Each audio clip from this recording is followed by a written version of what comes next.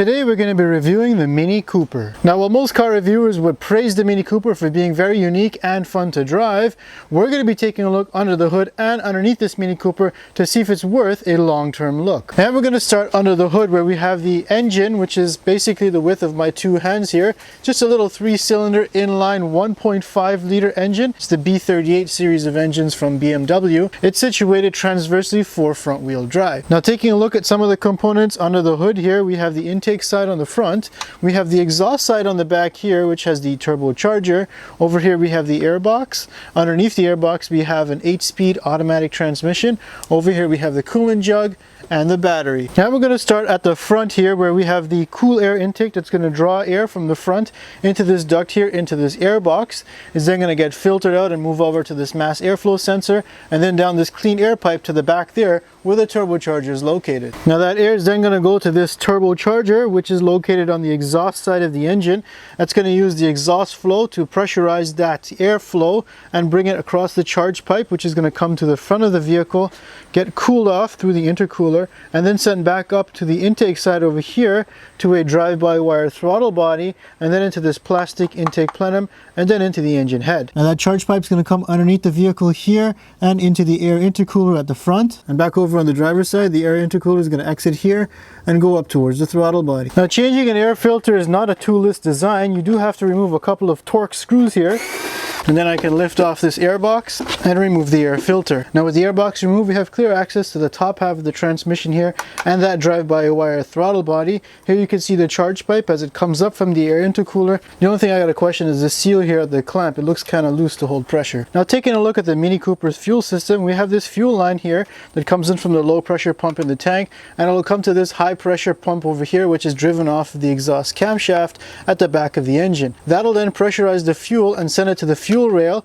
but instead of it being located underneath the intake plenum like many other vehicles, it's actually right on top here next to the spark plug. So inside of here you can see the fuel rail and the 3 injectors for the 3-cylinder engine. Now this is a direct injection engine only, which means that those are going to directly inject into the cylinder head just like the spark plugs would. You don't have port injectors to help clean off the intake valve, so you could end up with carbon buildup issues. Now, taking a look at the top of the Mini Cooper's engine, we do have a plastic valve cover. Now the 3 ignition coils are right on top here and easy to access when you want to change spark plugs. Now this engine does take 0W 20 weight oil. Now the only thing I do regret is that this doesn't come with a dipstick to check your oil level. You have to do that on the dashboard through a sensor. Now at the top here we have the PCV valve, which is going to vent into the intake, and over here we have the evap line that's going to come through this purge valve and then into the intake here. Now, taking a look at the underside of the Mini Cooper, you can see that it's fairly flat and is fully covered up to the front part here, which is going to be good for aerodynamics and also to prevent salt water from splashing up, accelerating corrosion.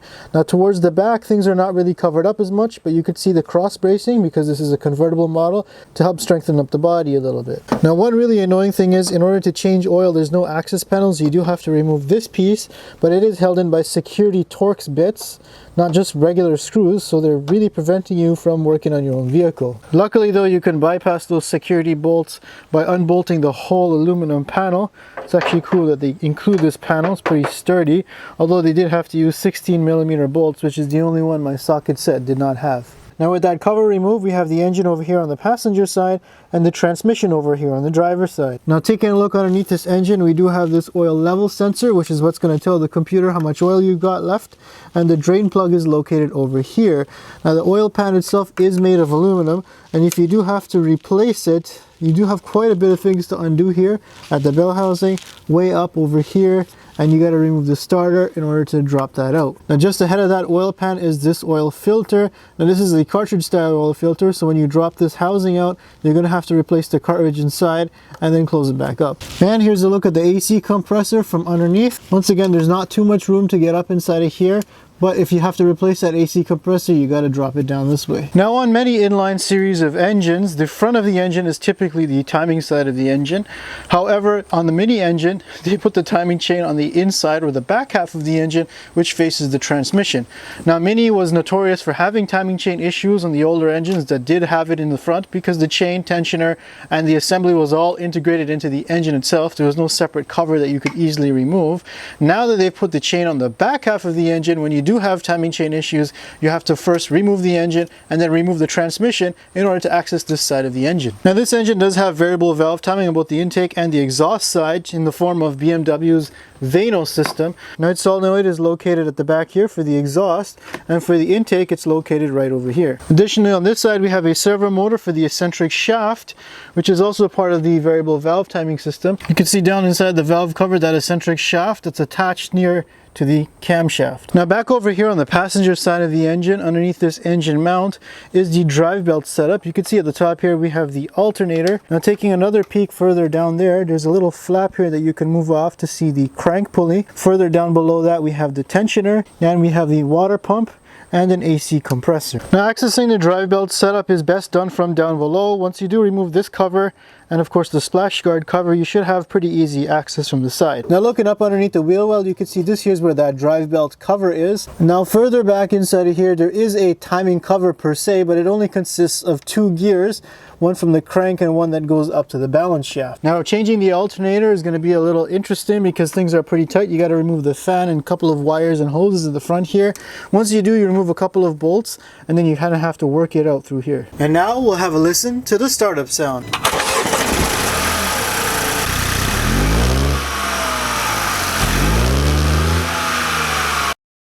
Now taking an overall look under the hood of the Mini Cooper, there is a lot of complications here. We have a lot of hoses, a lot of wires, and a lot of plastic. This is definitely not going to be an engine bay that you're going to want to work on regularly.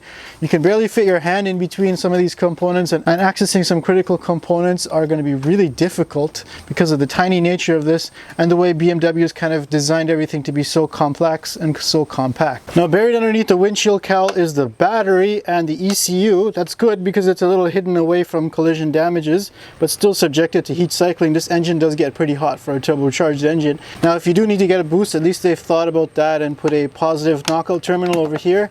The negative terminal is located over here. I also didn't notice any accessible fuse boxes under the hood. Now the Mini Cooper's got 3 main engine mounts. We have one over here on the passenger side that attaches the frame rail to the engine, and then one more over here on the driver's side that attaches the transmission to this frame rail. Now the third engine mount is underneath here, which ties the oil pan itself to the subframe. Next we'll take a look at the transmission on the Mini Cooper. Now the first thing you'll notice is that there is no dipstick, obviously. This here is just a ventilation port. There's also no shifter cable on top of the engine. That's because this is a shift-by-wire system, so it uses this electric servo motor to shift the gears from park to reverse, neutral, and drive. Now taking a look underneath the transmission, you can see that there's no traditional transmission pan.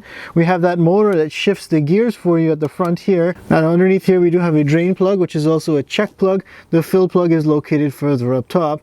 So in order to change transmission fluid from here, you're going to have to pump it in and use a scan tool to make sure you're at the correct temperature before pulling that plug out. Now just before the transmission, where it joins to the engine here at the bell housing, we have the starter at the bottom of the vehicle, and it's really easy to access. Just a couple of bolts here and it should just come right out. Nothing else blocking the way. Now once this 8-speed automatic transmission has finished deciding what gear it needs to be in, is then going to transfer its power over to the differential housed in this section here before going out through the axles to each of the front wheels. Now this duct actually sticks down below the under panel and it vents up all the way to the turbocharger. Now what's also interesting is this little duct over here also vents the starter motor. Closing the trunk on the Mini Cooper kind of sounds like my fridge. Now BMW's gone to real extents to make you not work on your car, including changing a flat tire. First of all, there's no donut. There isn't even any tools to change the spare tires, such as a jack or anything to tighten the wheels. All you get is a tow hook. It's kind of a slap in the face. Now looking at the structure underneath the Mini Cooper, we do have a stamped steel subframe. Now it runs up to about where the control arms are, and then it actually turns into an aluminum piece for the front part here and for the cross member across the radiator. Now looking up at the front suspension from underneath, we have this control arm, which is a stamped steel unit.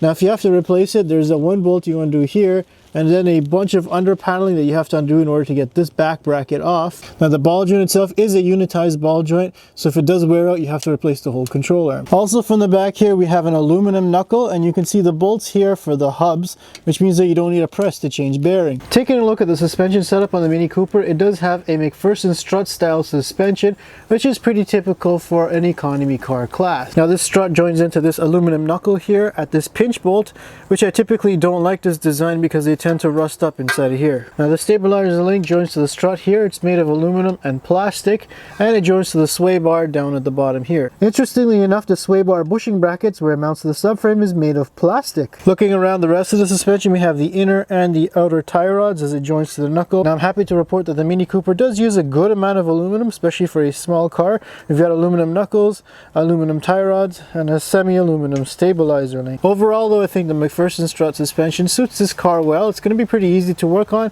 when parts do wear out. Of course, how could I review a German car without complaining about the fasteners? You can see here we have internal torques. On the valve cover itself, we have external torques and security bits.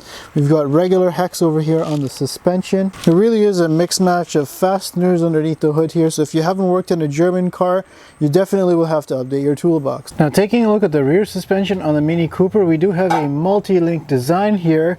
Now it is an independent design, but there's only 3 main links. We have that bottom lower control arm there, and this upper control arm. We have the shock absorber at the back here, and we have the spring. Now the spring, instead of having its own control arm, mounts off of this large trailing arm here, and the trailing arm kind of molds itself into the knuckle. So looking back here, the knuckle is actually part of the trailing arm and is made of stamped steel. So is the lower and upper control arm. They're also steel. We have the spring here that's going to mount to the body over here, and then down inside of that trailing arm here we have the stabilizer link that connects to the sway bar on this side, and then down at the bottom there on the trailing arm over here on this side, and then at the back here we have the shock absorber mounted to the body here. Now replacing a shock absorber, straightforward. You have one fastener at the bottom at the knuckle here, and then 2 more fasteners up inside of the wheel well. Overall though, it's a pretty compact design for a very compact vehicle, although I kind of feel cheated that this is supposed to be a BMW with like a 5-link rear suspension. Now looking at the rear suspension from underneath, we do have more steel components, including the stamped steel subframe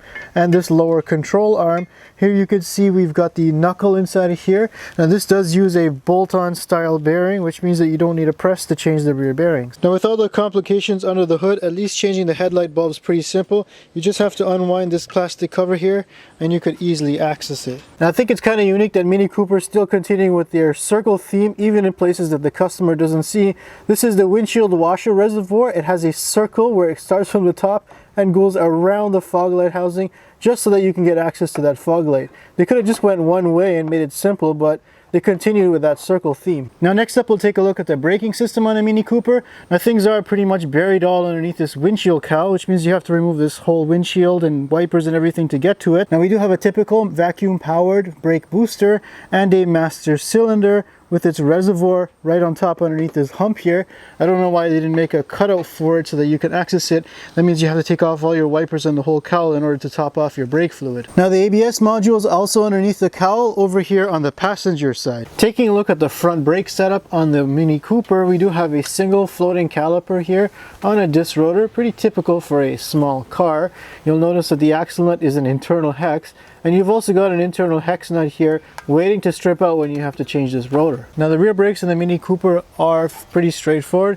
We have a small little single floating caliper over here with this disc rotor. Now it looks like there's a drum parking brake, but in fact the parking brake mechanism is a manual one located on the back of the caliper that actually squeezes these pads together. So it's going to make for an interesting brake pad job when you have to retract that. Now this little wire here attached to the brake pad is actually a brake pad thickness sensor, and it's going to send a warning to your dashboard to prevent you from driving once your brakes have worn out.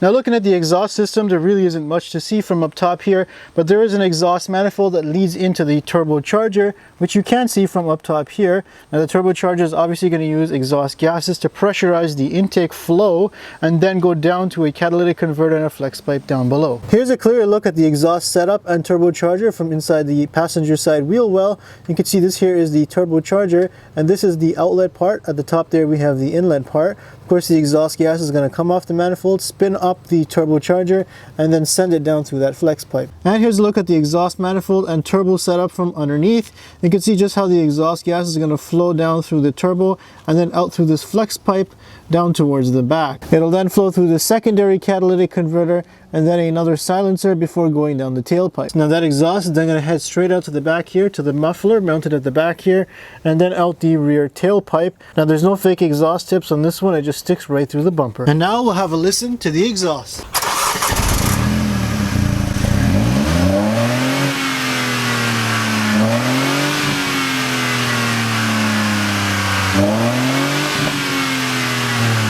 Next up, we'll take a look at the cooling system on the Mini Cooper. Now it starts up at the front here where we have this coolant jug behind the headlight, and that leads up to the radiator in the front. Now the upper radiator hose is going to start from here and go down in towards the engine over here.